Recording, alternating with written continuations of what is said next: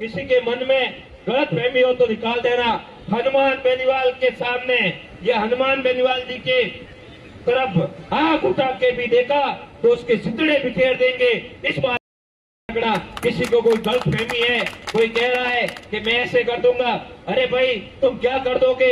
एक बड़ा पोस्टर लगाकर खाली कमरों में बैठे बैठे लाइव ही आ सकते हो। आपने पहले भी किसी का कोई नहीं बिगाड़ा, आपके तो गोली मार के चले गए। उस समय भी हम आपके साथ में खड़े थे, हमने कभी ये नहीं कहा कि कौन गलत है, लेकिन मेरे नेता को कोई गलत कहने का प्रयास करेगा तो उसको भी हम छोड़ेंगे नहीं। उसके हम मजबूती से हमारे नेताजी के साथ खड़े हैं। हमारा तो एक ही लक्ष्य है, एसआई भर्ती रद्द और आरपीएससी बंद। ये इसलिए जरूरी है कि आने वाले समय में अगर इस तरह अगर इस तरह बन गए थानेदार और आरएस आईएएस तो गरीब मेहनत करने वाले लड़कों की क्या हाल होगा। गरीब का बेटा जयपुर में आकर पढ़ाई कर रहा है, उसके शब्दों का गला घोटा जाएगा। जब बात आएगी कभी लड़ने वालों में तो सबसे पहले आपका नाम लिया जाएगा, सबसे पहले हनुमान बेनीवाल का नाम लिया जाएगा। मैं कहता हूं मोदी जी, 2018 के बाद हमें व्यवस्थित रूप से अभी तक बीमा क्लेम भी नहीं मिला। अगर आपके पास कोई आगे ले जाने की योजना है तो सबसे पहले किसानों को बीमा क्लेम दिलाए और दूसरी बात बाद में करे। मैं जिस बॉर्डर एरिया से आता हूं उसमें मोदी जी से कहना चाहूंगा, जब भी पाकिस्तान की ओर से गोली चलती है, जब भी पाकिस्तान की ओर से पड़ोसी मुल्क से हमला होता है, सबसे पहले सीने पर गोली खाने के लिए हमारे बाड़मेर, बालोतरा और जैसलमेर का जवान खड़ा रहता है। वहां का हर एक आवाम खड़ी रहती है। आपने उनका आदान अनुदान का खरीद का पैसा पिछले 2 सालों से अटका पड़ा, आपने दिया नहीं है। पहले इस पर बात कर लीजिए। मचा था तब कोई नेता बाहर आकर नहीं बोल रहा था, हनुमान बेनीवाल बोल रहा था। अगर हनुमान बेनीवाल जैसे लोग कमजोर हो गए, हनुमान बेनीवाल जैसे जिंदा जमीर के नेता कमजोर हो गए तो फिर आपकी राजस्थान में ना तो भजन लाल जी सुनेंगे, ना गहलोत साहब सुनेंगे, ना ही कोई तीसरा सुनेगा। जैसा कि सभी पूर्व वक्ताओं ने बात को विस्तार से बताया कि हम सबका एक ही उद्देश्य है, युवाओं के साथ न्याय होना, और न्याय लेने के लिए या तो बलिदान देना पड़ता है या लड़ना पड़ता है। और वर्तमान समय में लड़ना जरूरी है पर टिक के लड़ना पड़ता है, तब जाकर न्याय मिलता है। हाँ, लड़ने की बात तो सभी करते, या ये धरना शुरू होने के बाद कई हमारे भाई आए यहाँ पर, धरना दिया, शाम को रवाना। वैसे न्याय नहीं मिलता है।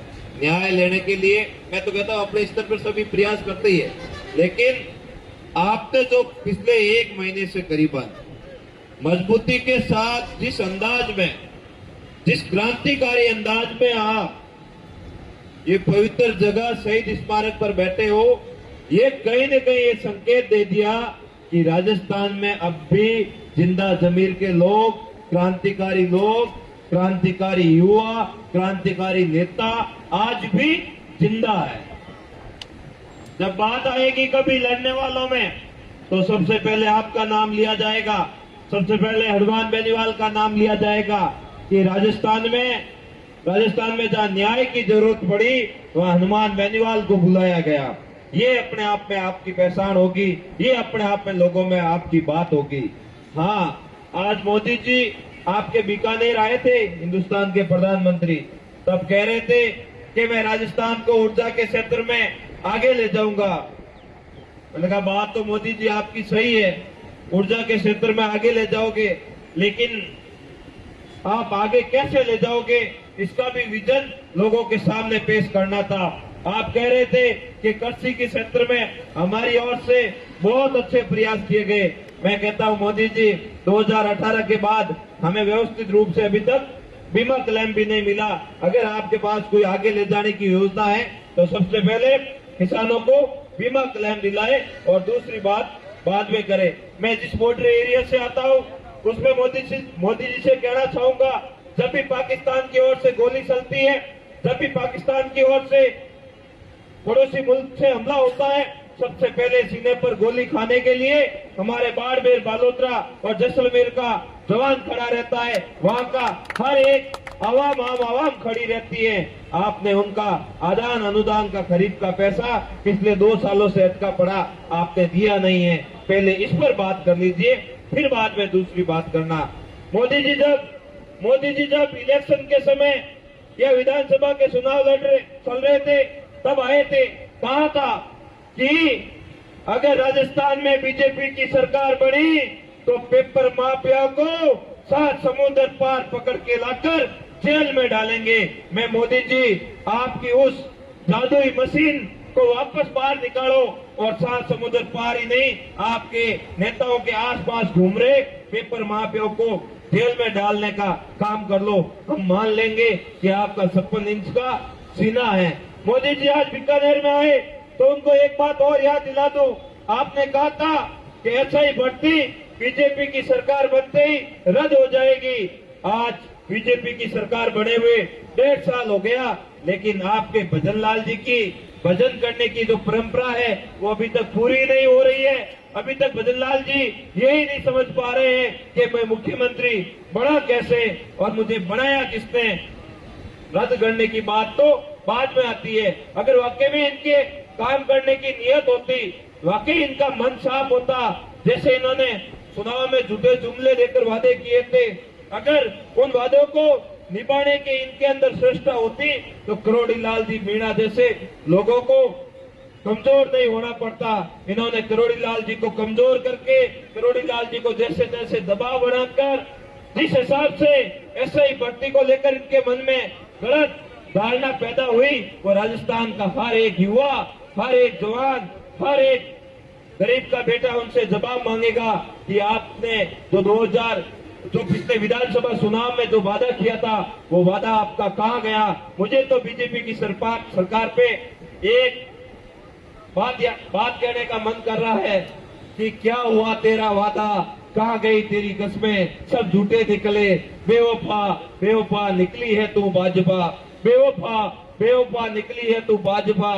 आकर सत्ता में तो भूली है युवाओं के सपनों को, आकर सत्ता में तो भूली है युवाओं के सपनों को। बेवफा निकली है तू भाजपा, बेवफा निकला है तू भजन लाल। सरकार में आने के बाद एसआई भर्ती का वादा तूने भूला है भजन लाल, भूला है भजन लाल। ये बातें भजन लाल और भारतीय जनता पार्टी की सरकार पर सही साबित हो रही है। मैं इन सब बातों के साथ एक बात और भी कहना चाहूंगा कि राजस्थान में बात तो हर कोई करता है कि हनुमान बेनीवाल जैसा लड़ाका चाहिए। 3 दिन में जब उनके समाज के लिए कोई अच्छा काम करता है तो 3 दिन तक कहते कैसा नेतृत्व तो हुए तो हनुमान बेनीवाल जैसा। फिर 5 दिन बाद पता नहीं उनको क्या हो जाता है, चुनाव के समय आते तो कैसा हनुमान जी खड़े हुए उठे में हाथे कूद रहा। तो आप युवाओं ये मत भूलना कि आपका पूरे समय में जब ऐसा ही भर्ती रद्द को लेकर कोरहा मचा था, पूरे राजस्थान में हाहाकार मचा था, तब कोई नेता बाहर आकर नहीं बोल रहा था, हनुमान बेनीवाल बोल रहा था। अगर हनुमान बेनीवाल जैसे लोग कमजोर हो गए, हनुमान बेनीवाल जैसे जिंदा जमीन के नेता कमजोर हो गए, तो फिर आपकी राजस्थान में ना तो भजन लाल जी सुनेंगे, ना गहलोत साहब सुनेंगे, ना ही कोई तीसरा सुनेगा। मैं आपको एक बात आज और बता दे रहा हूं कि कांग्रेस की सरकार पिछले समय कांग्रेस की सरकार थी, वर्तमान में विपक्ष में कांग्रेस के नेता हमारे बाड़मेर में तिरंगा यात्रा निकाल रहे, जय हिंद यात्रा निकाले, जय हिंद यात्रा निकाल रहे हैं, लेकिन उनके मुंह में दही जम गया। किसी की हिम्मत नहीं हो रही है कि आज आरपीएससी बंद करने को लेकर कोई बात करे। किसी की हिम्मत नहीं हो रही है कि सार्वजनिक मंच पर खड़ा होकर कोई एसआई भर्ती रद्द करने की मांग का समर्थन करे, या ना तो कोई झंडा लगा है। हनुमान बेनीवाल जी ने साफ शब्दों में कहा है कि ये कोई राष्ट्रीय लोकतांत्रिक पार्टी की अकेले की लड़ाई नहीं है, राष्ट्रीय लोकतांत्रिक पार्टी तो युवाओं को समर्थन दे रही है। अगर कोई जिंदा जमीर का आदमी आकर, जिंदा जमीर की पार्टी आकर इस आंदोलन का समर्थन दे दे तो हम उसे मना नहीं करेंगे। लेकिन मुझे लगता है कि जिंदा जमीर की पार्टी राजस्थान में एक ही है, उसका नाम है राष्ट्रीय लोकतांत्रिक पार्टी। और दूसरे तो खाली फोटो सेशन में व्यस्त है। कोई कह रहा है कि बॉर्डर पे जो गतिविधियां हुई पाक पाक के बीच में, जो ऑपरेशन सिंदूर हुआ, वो इन्होंने ही लड़ा हो। जैसे भारतीय जनता पार्टी के ये कार्यकर्ता खुद कर रहे हैं, जैसे ये जाकर बॉर्डर पे लड़के आए हो या पाकिस्तान पे बम गिरा के आए हो।